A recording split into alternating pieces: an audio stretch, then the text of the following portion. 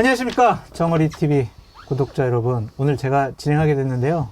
또 왜 저 XS가 진행하냐, 나 또 안 볼란다, 이렇게 하지 마시고요.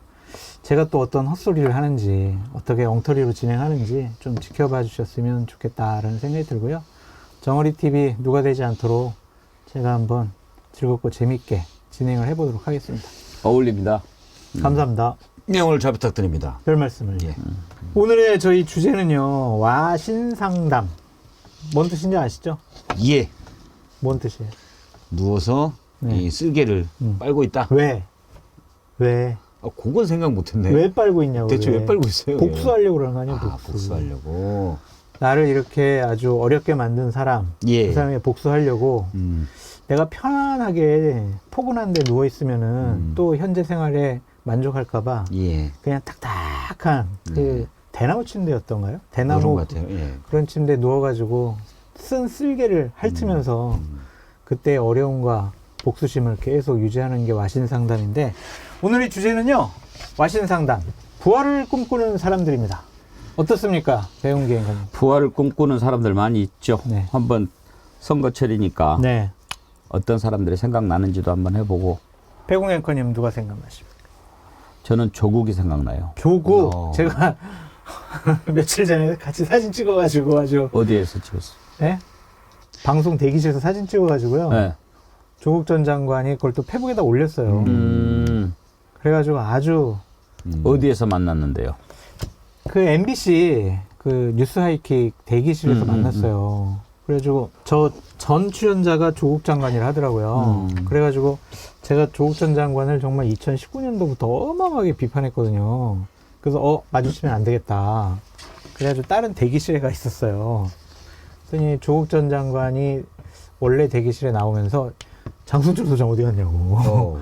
어디 갔냐고 막 했더니 오늘 나오신다고 했는데. 네. 어. 작가가 저쪽에 있다고 그랬더니 난 장성철 소장 보고 가야 된다고. 왜? 보고 싶었대요? 네, 결론적으로는 그건데. 원래 이제 이 시사평론계, 정치평론계 이제 거두 같은 존재가 지금 장 소장님이 돼 있으니까. 그러니까. 조국 장 장관이 내가 신당을 만들어서 어느 정도 국민들의 지지를 받고 싶다.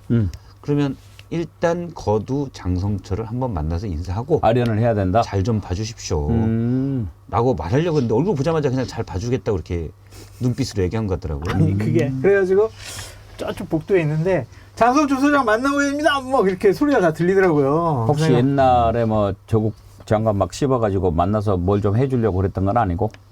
그럴 수도 있죠. 그래가지고 제가 갔어요. 가서 아유 장관님 안녕하세요. 그랬더니 되게 반갑게 저 맞이해 주시면서 아주 그냥 장 소장이 본인 비판한 거 잘 들었다고 뭐 주먹, 하이킥, 니킥 뭐 다 날린 거 내가 다 들었는데 하여튼 내가 잘 그 비판 받아들이고 내가 여러 가지 생각을 많이 하고 있다고 그렇게 얘기를 하시면서 사진 찍자고 그러시더라고요. 조국 장관이 그런 내공이 있는 것 같습니다. 지난번에 한동훈 위원장이 비판했잖아요. 네.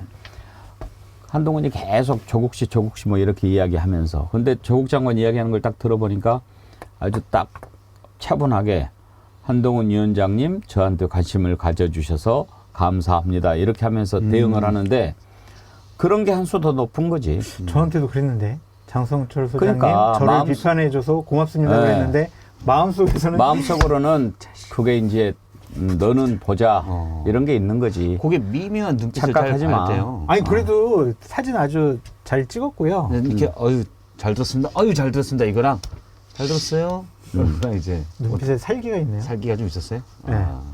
그래요. 근데 왜 이제 조국 장관이 네. 와신 상담 떠올랐냐면 선거만 기다렸을 것 같아요.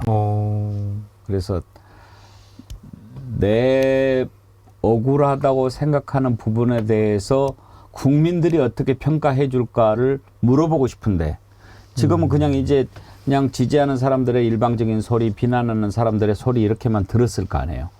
이거를 정말 마지막 국민의 선택으로 내가 어떤 사람인지 여러분들이 좀 판단을 해달라, 이런 것을 물어보고 싶은 게 바로 총선이 아니었겠냐. 이제 비법률적 방식으로 본인의 어떤 명예를 회복하겠다라고 지난해 11월에 유튜브에서 얘기를 했거든요. 저도 사실 오늘 아침에 다른 라디오에서 조국 전 장관을 제가 이제 앵커 대타 하면서 인터뷰가 오늘 잡혀 있더라고요. 맞아 했죠. 한 20분 정도 저는 이제 비판적으로 했죠. 일단 민주당에서 선도 긋고 또 2심에서 범죄사실까지는 2심까지는 다 인정이 됐는데 어떻게 생각하냐 네. 그런 얘기를 했었죠. 근데 그 얘기를 했습니다. 저도 그러니까 여론조사를 보면 수치를 잘 봐야 되는데 그러니까 YTN이 엠브레인 퍼블릭에 의뢰해서 며칠 전에 이틀 전에 한 게 있습니다. 거기 보면 조국 전 장관의 신당 창당에 대해서 동의하냐? 뭐 60%, 63%인가? 제가 정확한 수치는 기억이 안 나는데 긍정. 부정. 부정이죠. 네, 긍정은 27%예요. 두 배가 넘게 부정이 많습니다. 그런데 그 김어준 씨가 하는 여론조사 있죠? 꽃. 그다음에 미디어 토마토에서 한 조사. 여기서는 비례정당의 지지율. 이걸 보면은 뭐 10%, 13% 이렇게 나옵니다. 10% 초반이. 자, 그러면 조국 전 장관은 10% 초반이 나의 당을 비례대표에 지지하는데 일단 나는 그런 데서 지지를 받고 있다라고 얘기하는데 사실은 그 10%가 나를 지지한다는 게 중요한 게 아니라 여론조사에 참여한 사람들의 60%가 그건 아니야라고 하는 게 저는 중요하다고 생각하거든요. 조 전 장관은 일단 그 전자 나를 지지하는 10%가 있습니다. 이렇게 얘기를 하더라고요. 그럼 이 어느 게 명예회복이 그럼 됐다고 할 수 있는 건가? 저는 약간 그런 의문이 들더라고요. 조국 전 장관의 이번 총선 참여에 대해서는 상당히 부정적이다. 정치하는 것이 적절하다, 부적절하다? 저는 지금은 이르다. 저는 딱 이르다. 입장을 해요. 그러니까 조국 전 장관이 그 당시에 과도하게 검찰의 과도한 과잉 이런 수사를 받았다. 그건 인정. 검찰의 과잉이다. 그런데 없는 죄를 만들어낸 게 아니고 이미 2심까지 확인된 걸로는 뭐 표창장 위로였지. 저는 뭐 허위 인턴 이런 경력서 이게 뭐 아주 중요하다고 생각하진 않아요. 근데 표창장 위조는 사실 뭐 흔치 않은 경우이기도 하고. 그런데 이제 다시 그러니까 검찰은 과도하지만 그렇다고 해서 조국 전 장관이 흠결이 없냐? 이건 아니지 않느냐. 근데 지금 하죠. 나오는 비례정당 중에서 확실하게 윤석열 정부 심판해야 된다라는 것을 내세운 유일한 정당 아닌가? 다른 데도 물론 심판을 예. 내세우지만 예. 강도가 또 우리가 느끼기에 정말 저기에 모든 것 걸었구나 하는 정당이 별로 안 보여요. 그게 저는 어떤 민의를 반영한다기보다는 개인적인 사적 보복 심리, 원한에 의해서 정치를 하려고 하는 것이 아니냐. 그래서 그런 분들이 정치하는 것은 상당히 좀 부적절하다. 그런 것도 있을 수 있지만 네. 정말 윤석열 정부 심판하고 싶은데 네.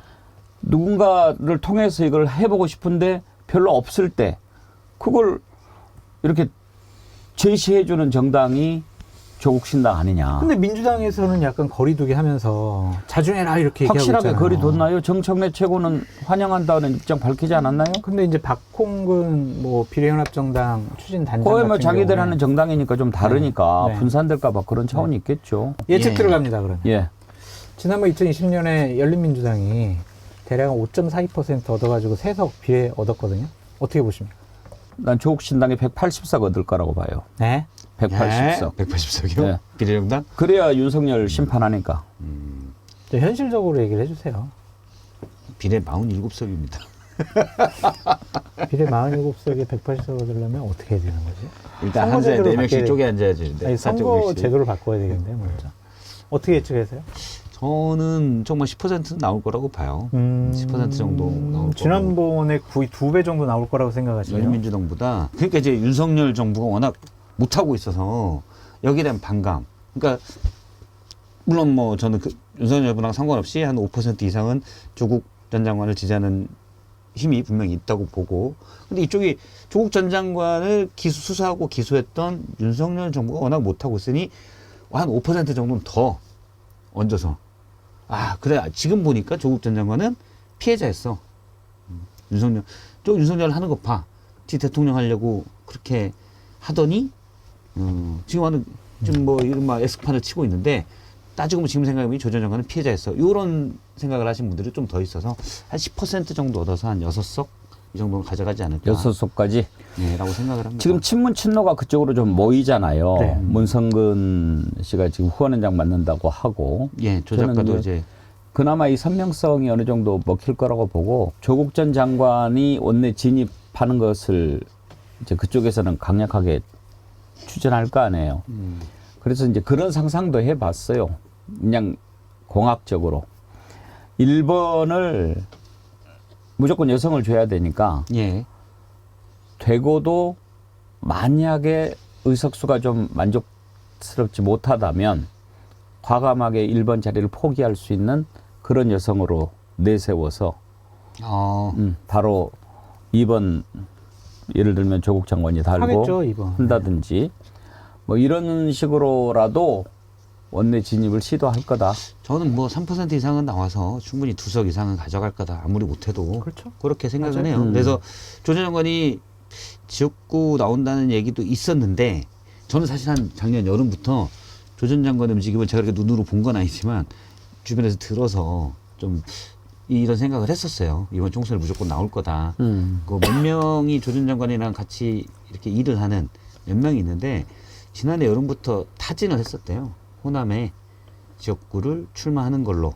그래서 호남에 약간 정치적 기반을 가지고 세력을 만들어서 하는 걸로 타진을 했었는데 의외로 이제 이재명 대표가 그 체포동의안이 부결됐잖아요. 그 다음에 지역 기반으로 만드는 건 좀 어렵겠다. 그래서 비례대표 쪽으로 돌렸다는 얘기를 들었었어요, 제가. 근데 그게 이제 그 주변 사람들이 자가 발전할 수 있는 하는 것도 있을 수가 있지만 어쨌든 그래서 나올 거다라는 생각을 했었고, 뭐 한 5% 최소 5% 이상. 저도 대략 한 10% 가까이는 나오지 않을까. 아, 그래요? 네, 그러니까 민주당에서 강하게 좀 지지하시는 분들이 조국 전 장관에 대해서는 상당히 좀 애틋하게 생각하는 분들이 많이 있잖아요. 10% 정도를 받으면은요, 네. 비례의석으로 한 6석 아니. 정도. 비례 정당이 지금 몇 군데 되잖아요. 국민의힘 계열의 비례정당이 뭐 대략 살펴보면 한 35% 내외. 보통 35 나오죠. 예, 민주당이 한 조국 전 장관 쪽에서 좀 뺏어가서 한 30% 정도 내외. 그 다음에 이낙연 신당, 이준석 신당 뭐 이렇게 이런 쪽에서 그냥 20에서 25 이 정도 나눠갔지 않을까 싶은데요. 근데 이낙연 신당이 뭐가 있나요? 그러니까 예를 들면 이제 민주당에서 공천 학살이 벌어져가지고 네. 와 이거 큰일 났다 민주당 뭐 그런 분위기가 나면은 또 이낙연 신당 쪽으로 또 현역 의원들이 좀 이동을 해서 어느 정도 일정한 세력을 구축을 하고 좀 민주당 지지자분들 중에 괜찮은 분들을 공천을 하게 된다면 거기다 두 자리 숫자 지지율이 좀 나오지 않을까. 이낙연 신당하고 조국 신당하고 어디가 더 셀까? 조국 신당이 세죠. 현재로서는 조국 신당이 더 세다고 보여지죠. 아무래도 선명하니까. 네, 여기는 이제 조국 전 장관은 아직은 그 브랜드 가치가 큰 거죠. 있죠. 브랜드 가치가 크고 이준석보다도 크죠, 사실은. 그래서 이낙연 신당이 개혁 신당으로 이준석 신당과 합쳤을 때 뭐 정치적 규모나 이런 것들을 보면 나중에 이제 의원들 나오는 것까지 감안하면 이쪽 이낙연 신당이 커도 이준석 밑에 개혁 신당이든 이름이든 당직이든 다 포기하고 어떻게 보면 항복 밑으로 갈게라고 했었거든요. 그렇게 간 건 이준석이라는 깃발이에요. 깃발인데 이준석 깃발과 조국 깃발을 비교하면 조국 깃발이 더 크긴 하죠. 그러면 여기서 한번 이게 민주당 총선 승리 전략에 어떤 영향을 끼칠까도 한번 짚어봐야 될 것 같아요. 민주당은 지금 거리두기 하고 있잖아요. 좀 자중해라, 좀 안 했으면 좋겠다 이러는 건데 결국에는 조국 신당이 나와서 비례의석을 가져갈 만큼 정당 득표를 얻는다면 민주당 계열의 비례연합 정당이 가져갈 거를 뺏어갈 수밖에 없잖아요. 국민의힘 지지하는데 조국 신당 지지할 리는 없잖아요. 그럼 민주당으로서는 상당히 불리한 이번에 선거 구도가 되는 거 아닌가요? 저도 그러니까 불리하다기보다도 일단 비례정당에서는 조국 신당이 없었던 것보다는 상당히 자리를 뺏길 수가 있다. 네. 이렇게 생각을 해요. 네. 그러니까 크게 보면은 두 가지가 되는데 일단 비례만 놓고 봤을 때 예전엔 더불어시민당이라고 해서 확실하게 민주당이 위선 정당이라는 그렇죠. 걸 보여줬거든요. 그렇죠. 근데 지금의 통합 비례정당은 약간 애매해요. 이른바 이제 제 세력들이 들어오면서 이게 더불어민주당의 비례정당이야? 이런 느낌도 솔직히 좀 들 거고 지금 이제 뭐 시민사회에서 4석, 어디서 3석 이렇게 하고 10번까지는 가겠다 얘기되지 않았습니까? 진보연합이죠. 개혁진보연합. 예, 개혁진보연합에서. 근데 거기서 이게 민주당의 비례정당인가라고 애매한 점이 있을 것이고 또 과거와 달리 이쪽으로 현역 의원들이 당적을 옮기는 게 아마 좀 별로 없을 겁니다. 그래서 네. 생각보다는 줄을 거여서 비례연합정당이 기호를 위를 잘 받을 수 있을까? 이것도 좀 애매해요. 그래서 저는 지난번보다 그건 국민의 미래도 마찬가지고 위성정당이 조금은 브랜드 파워가 낮아질 것이다. 낮아진다. 이렇게 생각을 해요. 네. 거기다가 저쪽은 국민의힘은 저 이준석 신당, 개혁 신당이 있고 네. 이쪽은 또 조국 신당이 있으면서 네. 조금 그 안에서도 파일을 가져갈 것 같다라는 느낌이 들어요. 지난번에요. 이게 1, 2% 0몇 % 차이가 얼마나 중요하냐면 지난번에 민주당하고 국민의힘 계열의 그 위성정당의 그 정당 득표율 차이가요. 0.2%인가? 그랬던 별로 것 없어요. 같은데요. 근데 2석이나 차이가 났어요. 그래요. 그러니까 지금 조국 신당이 민주당이 가져갈 정당 득표를 뺏어가면은 이게 포진이 확 줄어들어요. 뭐 이제 지역구 네. 문제도 준연동형이기 때문에 지역구랑 연동한 게 좀 있을 겁니다. 국민의힘이 지역구가 적으니까 네. 좀 더 챙겨갈 수가 있었던 그런 게 있었죠. 그럼 민주당의 선거 전략가 입장에서는 이거 조국 이거 국민적으로 부정적인 평가가 높고 우리 비례정당의 의석수를 뺏어가는데 이거 안 하는 게 좋은데 이거 조국 정당 안 만들어졌으면 좋겠는데 계속 그렇게 부정적으로 얘기하지 않겠어요?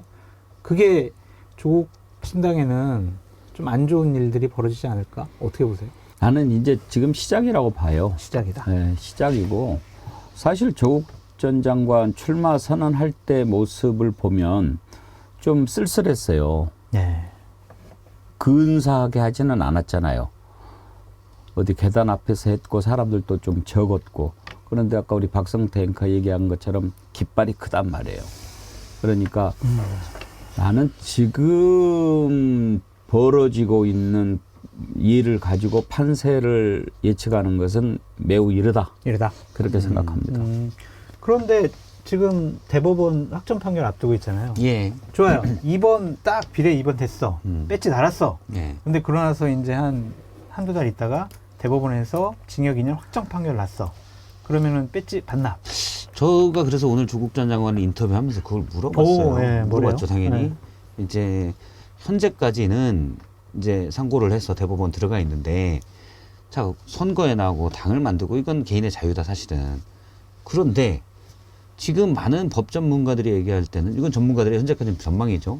그러니까 2심까지는 사실심, 3심은 이제 법률심이 됐는데 법률심에서 바뀔 게 별로 없다라고 본다. 그러면 3심에서도 유죄가 확정될 가능성이 높은데 뭐 아닐 수도 있죠. 모르니까 지금 미정이니까. 그래서 만약에 형을 확정이 되면 의원직을 잃는데 이게 딱 하는 의미가 뭐냐? 의미는 이제 본인의 명예회복이라고 하지만 유권자들이 투표했을 때 이 표는 물론 유권자들은 그건 이해하면서도 투표를 하는 거겠지만 이거는 좀 이상하지 않느냐. 의원직을 잃게 되는 건데 본인의 어떤 명예회복을 위해서 그 표를 받겠다라고 지금 얘기하는 거는 물론 뭐 사표될 가능성이 그냥 법적으로만 따지면 반반이지만 어쨌든 뭐 그렇게 물어봤었죠. 뭐래요? 근데 어쨌든 그거는 자기의 자유 아니냐. 자유다. 예. 하도록 어쨌든 그럼 이런 나는 비판할 수 있잖아요. 유권자들로부터 거기에 대한 평가를 받겠다라고 얘기했어요. 이기적이다. 같은 진영 내에서도 좀 반대하는 의견이 많은데 본인의 어쨌든 자유와 본인의 배지 그리고 본인의 어떠한 원한 그런 것들을 해소하기 위해서 당을 만들고 출마를 하고 배지를 달려고 하는 것은 특히 이기적인 모습 아니냐. 그러한 지적도 받을 수 있을 것 같아요. 그건 못 물어봤네 내가. 못 물어봤어요. 예. 어쨌든 조국 전 장관도 저도 한번 지난 월요일에 만나 뵈가지고 색다른 경험이었고 저도 따로 이제 문자로 드리면서 여러 가지 거기는 좀 처음 본 얘기했어요. 거예요? 처음 봤어요. 얘기도 잠깐 한 5분 정도 하고 문자를 지금 몇 차례 주고 받았는데 저는 어쨌든 정치하시는 것은 상당히 좀 부적절하고 잘못된 선택 같다라고도 따로도 말씀을 드렸어요. 그 근데 출마 선언까지 했는데 힘을 좀 주는 말을 하지 쓸데없이 뭐 그런데 잘못했니 어쩌니 그런 얘기를 해요. 그런데 땡땡땡 이렇게 했거든요. 그렇지만 그런데 땡땡땡. 그래서 그 땡땡땡 뒷부분에 어떻게 네. 대해서 좀 기분 좋아하시더라고요. 출마 선언 하기 전에 자기 의견 물어보면 몰라도 출마 선언 한 다음에 만났는데 뭐가 나는 뭐 반대다 그런 이야기 해봐야 아무 소용없어. 이발소에 갔다 온 사람한테 머리 잘 되니 못 되니 이야기하면 뭐해? 저는 그래요. 그러니까 2019년에 제가 그때 정치부장이하고 잘 알고 있거든요.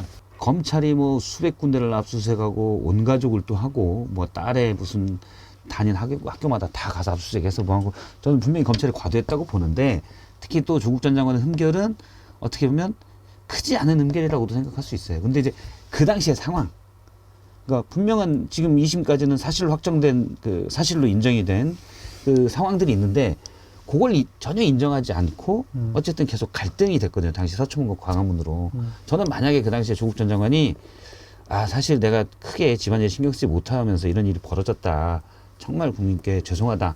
그러고 물러났으면 그 뒤에 설령 뭐 이게 유죄파를 받더라도 우리가 사면 복권되면 다 또 복권되지 않습니까? 그러면 충분히 뒤에 정치적 기반을 가져갈 수 있는데 그런 게 없었다. 그게 약간은 당시에 이제 갈등을. 근데 그 갈등을 조국이 만들었나요? 저는 조국 수사와 조국 문제와 관련해서 제 생각은 그래요. 예. 비례의 원칙에서 보자. 그러면서 세 사람만 딱 얘기해 보고 싶어요. 예. 조국, 박근혜, 김건희. 봅시다. 조국이 지은 죄에 비해서 받고 있는 벌과 박근혜가 지고 있는 벌에 대해서 받고 나서 지금의 평가와 김건희가 지은 죄에 대해서 지금 법의 처분. 과연 그걸 공정성, 비례성으로 놓고 봤을 때 그걸 어떻게 평가할 수 있습니까? 잣대가 다르죠. 그거를 놓고 보면 조국은 정말 억울한 사람인 거예요. 그 잣대로 보면은요. 근데 지금 이 잣대는, 이놈의 잣대는 어떤 놈의 잣대, 어떤 새끼가 이런 잣대를 만들었는지 도대체 국민이 받아들일 수가 없는 거예요. 그 부분에 대해서는 동의합니다. 그럼 일단은 저는 그래서 박성태 이제 디올백도 끝까지 저 다른 데가 나와서 그럼요. 디올백 얘기하거든요. 조국도 그렇게 했으니 디올백은 이것도 사실은 대통령의 부인이잖아요. 당신은 법무부 장관의 조국 전 장관의 정경심 씨는 부인이지만 대통령의 부인이니까 더 우리가 꼼꼼히 봐야 되거든요. 그래서 디올백도 계속 얘기해야 된다. 제가 예측을 하나 해보면 조국 전 장관이 본인과 관련된 방송 이런 거 다 찾아본대요. 그래서 오늘 것도 본인 찾아보고 좀 여러 가지 판단을 하는데 저 카메라 보고 조국 전 장관을 향해서 영상 편지 한번 하시고 조국 전 장관에게 30초 영상 편지 한번 하십시오. 30초? 네. 알겠습니다. 조 전 장관님, 오늘 아침에 제가 인터뷰를 라디오에서 했었습니다. 아마 약간 그때 기분도 좀 나쁘셨을 것 같은데, 어쨌든, 저도 이제 조국 전 장관님이, 날 가지고 이렇게까지 해? 충분히 이럴 수 있다고 봐요. 가족들도 그렇고. 예, 가족도 그렇고 이럴 수도 보는데, 하지만 당시에 조금 더, 또 어떻게 보면 지금도 약간 그럴 수 있는데, 조금 더 기다렸으면 어땠을까라는 생각도 좀 들고요. 어차피 우리 정어리 백운기 앵커님 말씀대로 시작했으니까 나름 열심히 해서 와신 상담의 결과가 있기를 말해봅니다. 나가 하나 할게요. 네. 조국 장관 이행시. 조국 장관 힘내세요. 국민은 다 압니다. 조국 전 장관에 대해서 저는 이제 2019년도 이전에 제 국회 있을 때 어떤 생각을 했냐면 너무 부러웠어요. 와, 저 사람이 다음번 대통령 선거 나가면 국민의힘 보수우파 계열은 다시는 정권을 찾아올 수 없겠구나 라고 생각을 했었거든요. 그래서 저는 그때 그렇게 생각했어요. 민정수석 끝내고 그냥 총선 출마하고 부산에서 배지 달고 그러면은 바로 대통령으로 가는 지름길인데 법무부 장관으로 간 것이 조국 전 장 인생을 좀 꼬이게 했다.